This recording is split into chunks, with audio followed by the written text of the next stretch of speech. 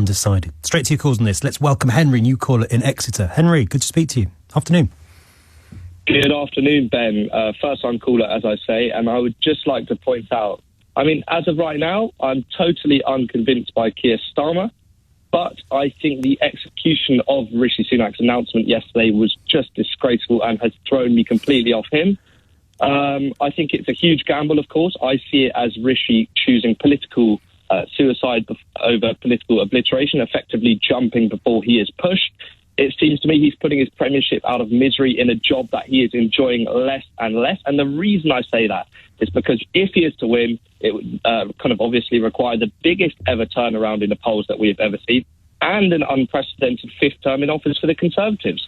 I was just going to say, Henry, was it the nature of the announcement that put you off, or was it the fact that Rishi Sunak's called an election at all?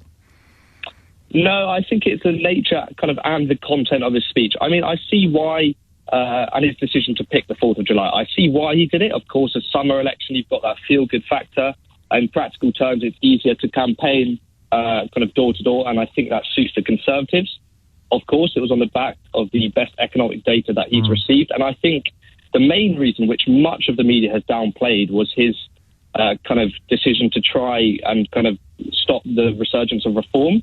And I think he did that because he knows that a short, quick election campaign does not suit Reform, who don't have the party machinery to mobilise troops on the ground the same way the two main parties do. Mm-hmm. And is Reform something that you would consider, Henry? Because it seems to me people are sort of looking for an alternative. People who might typically vote Tory are looking for an alternative. And then Reform is something that they might be toying with. I don't know if you're one of those people.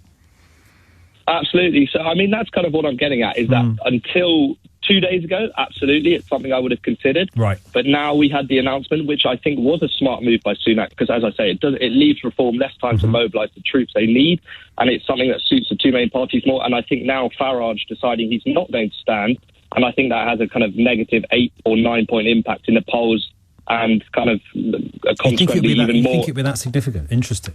So, Henry, what are you going to do? You don't like Keir Starmer, you've been put off Rishi Sunak, you're not sure about Reform. What do you think you'll end up doing?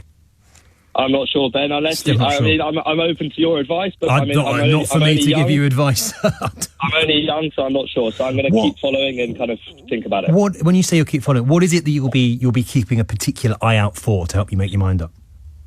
Yeah, so I think another reason why Sunak decided for this quick snap election was that it puts Labour on the spot. And I think more and more that Labour are tested and put on the spot, they begin to falter and collapse away. We haven't heard much from them.